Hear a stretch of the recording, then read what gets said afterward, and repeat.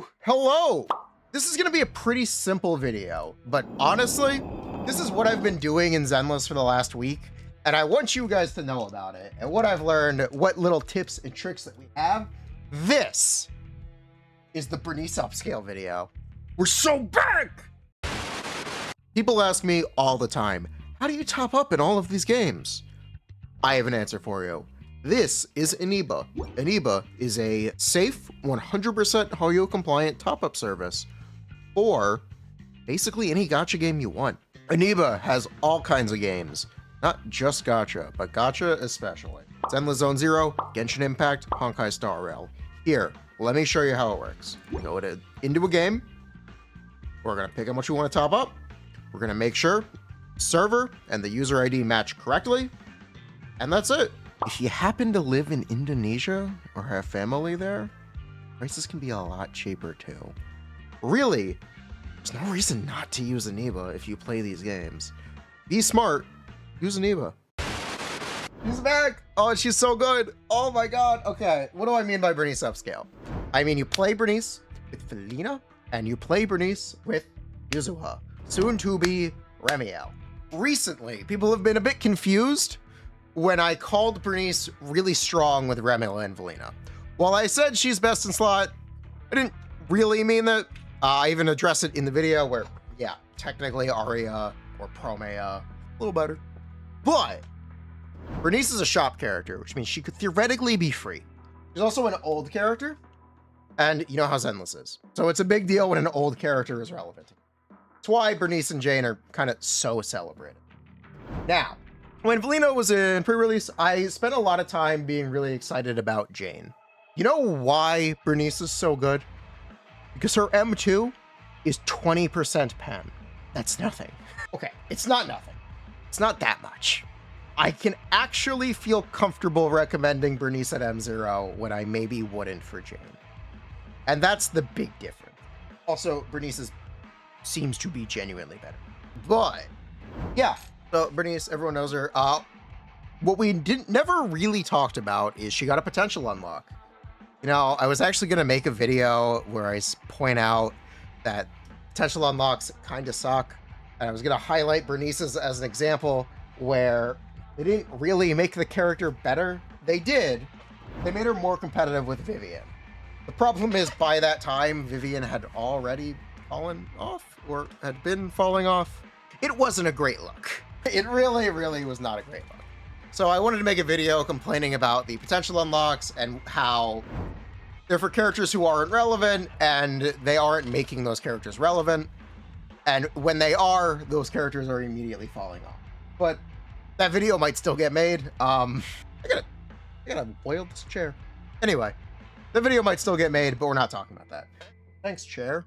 What we are going to talk about is how the potential unlock buffed Bernice. So she has a new attack that is largely useless, which is a bloom. Doesn't matter. We're not talking about it. Get that shit out of my face. Tech for that is you just swap off immediately and let it play off field. The important thing is that they changed her primary stat scaling. They made her an energy regen scaling character.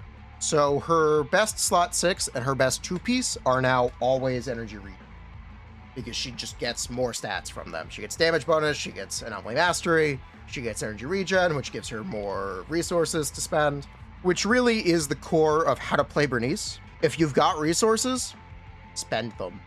You should be running on empty the entire fight, more or less. Apply fire, more fire, more fire, more.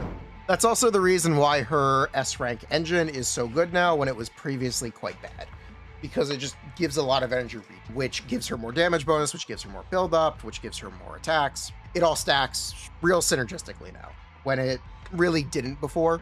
That being said, while Flamemaker Shaker is in the shop, if you don't have one, you can just as easily use Weeping Gemini, or you can use Fusion Compiler pretty easily. It's been going around, and I'm not going to dispute it, that Flamemaker Shaker refines are really strong right now. Because of that, all of the ways that she dips on energy regen, yeah, it's a good engine. If you're willing to buy dupes for an engine from the shop, Flamemaker Shaker, certainly a good one to grab. Bernice M1, Bernice M2, they're both technically fine as well. Brim 6 is actually good. But going from M2 to M6 is pretty big investment. And if you're spending that many shop tokens, you should probably get M2 as well instead of multiple copies of Bernice. Or we could stand Bernice. We could do that. Absolutely, we could do that.